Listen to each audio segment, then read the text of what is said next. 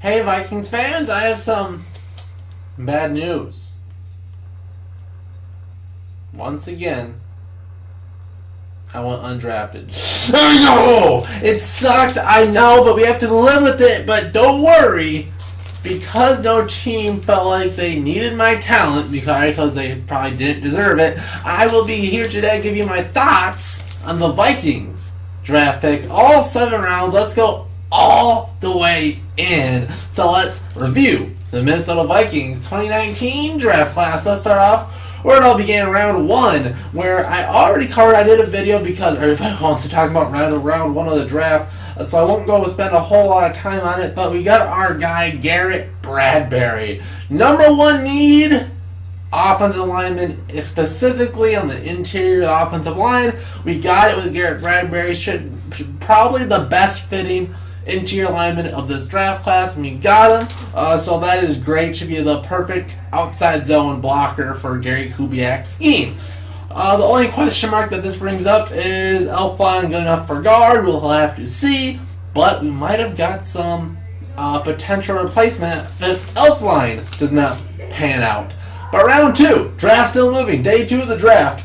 The Vikings go out and they get a new tight end, Irv Smith Jr. He's an explosive receiving tight end, great at running after the catch. Everybody hates that Rudolph gets a little and he's down, but that is not the case with Irv Smith Jr., so that's a very good thing for the Vikings. But he does need to work on some of his route running and his blocking. That's just some of the rawness that will come with this. So, despite this looking like an obvious get rid of Rudolph now, especially since the draft is all the way over, I think that'd be a little less unlikely because Rudolph would be a good mentor. Give him a couple years, let Rudolph retire in purple, and then let Irv Smith be the guy. But I don't mind having a split tight end set. I think it would be great, especially with what Kirk Cousins has had in Washington. But despite all of what I'm saying, it still makes a little bit of sense to get rid of Rudolph now. But I just think Irv Smith would benefit from not having to be the number 1 tight end of year 1, but still should get plenty of action. So first 2 picks, very good. And then the first question mark of the draft, late in round 3, after trade after trade after trade after 4 trades, the Vikings pick up our running back, Alexander Madison, a running back, and a lot of people are scratching their heads at this one right away. First off, who, right? And then, if you're on my boat, I was running back that big of a need with, Dalvin Cook coming out the injuries, but the ACL is almost always followed up by a hamstring issue. So as long as that's out of the way and done, hopefully Dalvin will stay healthy. But that definitely is an if, so I give you that. But Amir Abdullah is a solid option, despite a lot of people not thinking that, and he has kick returning abilities. So his roster spot is pretty good still. And Mike Boone showed good effort last year. So did we need a running back that's early, and especially one that probably would still been around in round 4 or 5? But the Vikings felt otherwise. And looking at the tape, you kind of see why. Madison really is kind of Latavius Murray size. A little bit shorter, but Latavius Murphy's size with Dalvin Cook's running style. Kind of the best of both worlds, and I think it's better because Latavius Murray kind of run up the middle type of a guy. We can still run outside, can still do our outside zone scheme with Madison. Yeah, he's not fast enough to really get the edge and take it 60 yards for a touchdown, but he has the power to bounce off those first tackles, enough of a change from Dalvin that I think it's still a great lightning and thunder combo. So I think the Vikings scouting department did a good job, but could they have gotten Madison later in the draft? Probably, but who really knows? And we will never know after that. So the big question this brings up is Abdullah or Mike Boone gonna get cut? I don't think it'll be an instant thing. It'll probably be a training camp thing. But those two's job security just went downhill. First off, I think Abdullah, like I said, had a little bit more security due to his kick returning ability, where Mike Boone, being the undrafted kind of surprise, kind of a good enough running back to supplement at times last year, could be on its way out because what he brings is power, and that's kind of what we got in Madison. So there we have it. But now we get done with round 2 with day 2. Let's go to day 3, starting with the 4th round. Another lineman, Drew Samia, a very agile guard, great for the zone. Another outside zone blocker. Who do you think is this? Is this just Kubiak just nabbing his guys? This was a very good pick. I've seen Vikings Twitter say if Samia was round 3, we'd have been a lot more happy, and then have Madison round 4. That would make a little bit more sense. But it's whatever. A great selection here. He does need to add a little strength and improve on his pass protection, but that's too expected for a guy that we got in the middle of the draft.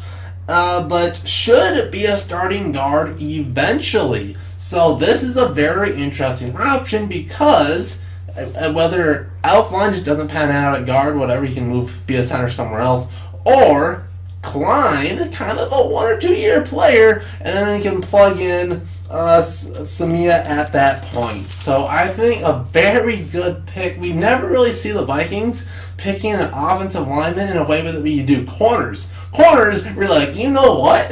Holton Hill will retire in 15 years. We need to draft 3 more starting corners round 1 this year, or we will not be ready for that. But we don't do that for anywhere else. And finally, some of that insight for down the road. Let's get some additional guys that can come in and start. Maybe not super ready right off the bat, be a little bit raw, but they can, in 1 or 2 years, be the starting guy. I think we Vikings finally did that with the offensive line, which is a very good step in the right direction. Guys they've heard our outcry, they're helping the offensive line. So we had another pick in round 5, where we picked up our first defensive player of the draft, Cameron Smith, a linebacker, smart and consistent linebacker, but not super athletic, but looks quick on tape. So a solid pick, could compete for linebacker 3. Ben Gedeon's been fine, and he's fairly similar to Gedeon's not super athletic either, and kind of does his job too. So that'll be another competition, but definitely a solid backup, and he should be a solid special teams member in the future. Some of those other backup linebackers, again, their job will be harder to get at the end of camp. But moving on to round 6, and this is where, after all those round 3 trades, we have a ton of picks. Starting off with Armin Watts. We finally got a defensive tackle, and I thought defensive tackle was the second highest need in this draft. Debatable with some of the other positions, but I thought the loss of Richardson left a pretty big gap. Yes, we got Shamar Stephen, but I thought we wanted more of a pure pass rushing defensive tackle. And we finally kind of got that at the very least in Armin Watts. And a very nice comparison on NFL is Shamar Stephen is his comparison, which will be funny because that's who he will be backing up at the start of the season. So he will be going right into that 3-tech mix, and we'll see how that goes throughout the season. But a lot of size, a lot of good length. So you like what they're going with, and Patterson should be able to make them just like we did with Shamar Stephen. So I like the pick. But strange that they waited until round 6 to get what I thought was one of their biggest needs, but showed a lot of faith in Shamar Stephen. So moving on, another 6th-round pick is Marcus Epps, and this is another one. Now that's a little bit of a yikes, but he was a projected undrafted free agent from every Retro Bowl thing I can find. So an interesting selection, especially in the early of the 6th round. But he's an instinctive safety, so maybe the Vikings, especially Zimmer, kind of knows a thing or two, a little bit more than what I know, a little bit more than what maybe some NFL scouts know. So maybe he's worth a 6th rounder. You know, we have a history with good late round or undrafted safeties making a big splash, so hopefully he's good enough to be there. But lucky for him, the Vikings only have Harrison Smith and Anthony Harris on the roster for safety, so he has a solid chance to make the team despite being maybe one of the more lackluster picks of the draft. But another 6th-round pick, we get, we'll call him Olsi Udon. But he's a mammoth tackle. With good enough speed, kind of what we saw early in the draft with some of those big mauling tackles like Jawan Taylor. Not as good as him, but definitely in the same type of a player. And he's a developmental Dwayne Brown, is what I've heard him been called as. And I think he could be an eventual Riley Reef replacement. And that might be talking too highly on him, but if we can, get his intangibles down and get him to know some of the more fine-tuned things of the offensive line, maybe he could be the tackle for the future. I don't want to put too much praise on a 6th-round pick, but at the very least, I could see him being maybe a solid swing tackle, maybe the Rashad Hill replacement after he gets 1 year to kind of be behind him. And I don't expect much of this year.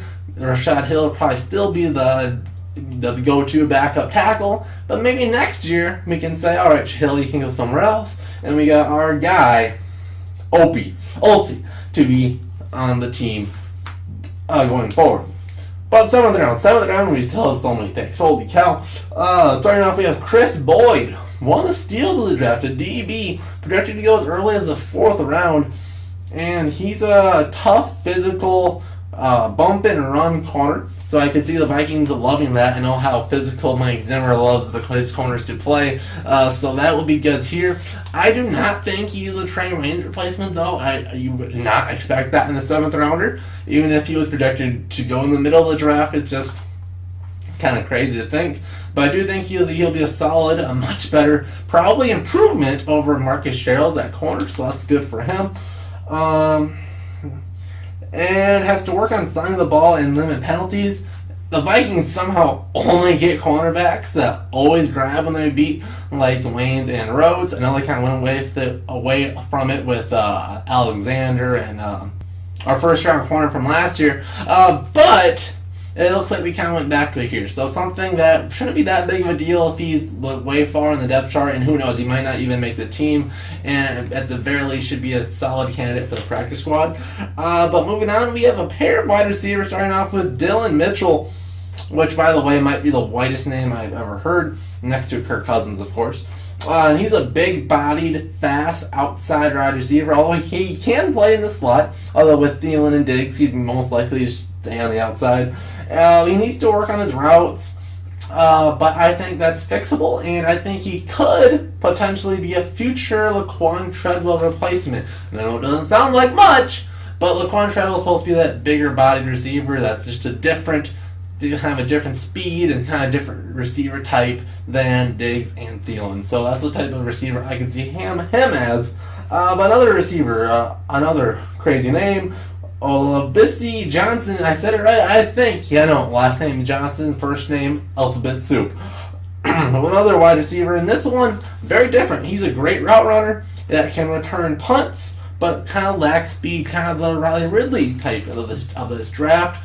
So it kind of fits the mold of the wide receivers that the Vikings love, and I could see him as kind of a healthy, consistently healthy version of Chad Beebe. Not extremely explosive, but he has very good routes, very good underneath medium route threat.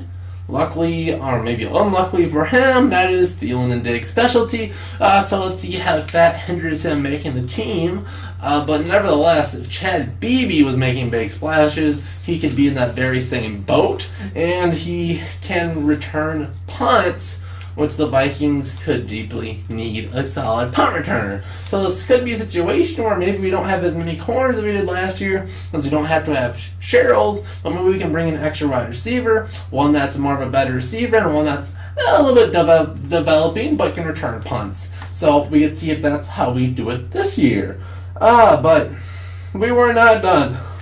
And with all those picks, the old Rick Spielman throwing darts at the board, sometimes he hits the wrong dart. He's like throwing a bowling ball at a dartboard. Completely different games. I don't know where that's supposed to go. Both with the last pick, the Vikings went with a very talented football player, I imagine. Austin Cutting. A long snapper? You're telling me you're going to draft a long snapper? The Vikings just could not help themselves drafting a special teams player in yet another draft. Hopefully it doesn't work as poorly as it did last year. But this does seem a little bit concerning for our long snapper of the previous years. Maybe he's gone. Maybe he thought he was part of the problem with their kicking duties. Maybe, but it didn't seem like it hindered some other kickers. And you never saw on tape like, oh, another high snap. Oh, dang. But nevertheless, cutting supposed to be a consistent speed and location for a snapper, which is all you could really look at and for a snapper, so I guess that's cool. But a big question mark is he has an Air Force commitment. I guess he has an out if he chooses, I guess. But we'll have to see what happens there. Maybe if he's chilling with the Air Force or whatever. But could potentially save money for the Vikings if they cut our current one. It would save about $190,000 from what I've seen. But takeaways from the draft. Offensive line, check. The Vikings paid attention. We got our starter, and we got 2 potential future starters in one draft class. Phenomenal for the offensive line. No early DB, so no Rhodes or Trey Wayne's trade are likely. I know a lot of people are on the Trey Wayne's bandwagon. I was on it, but as of this draft, at the conclusion, I'm like, well, maybe it's not the time. I would be fine if we just let him go at the end of this year and we get a round 3 pick next year. That'd be okay.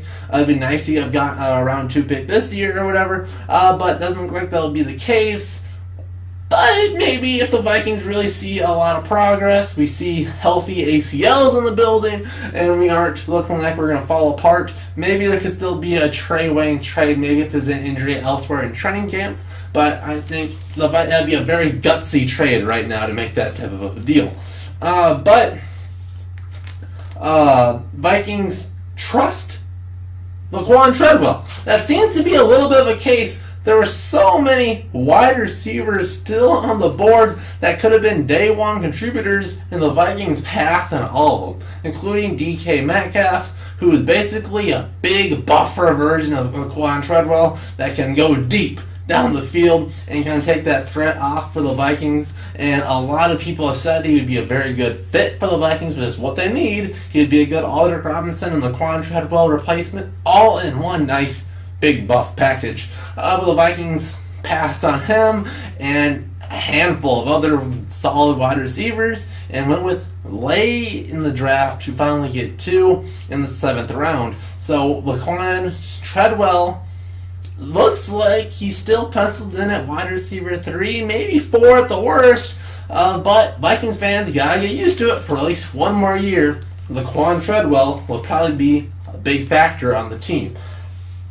Well, whatever that means if he keeps dropping passes. But nevertheless, overall grade of this draft, I gave it a B+. Very solid draft this year. A long snapper, maybe a little bit too high for the running back, but nevertheless, very solid. Way more day one starters. Our only day one starter last year was our favorite kicker, Dan.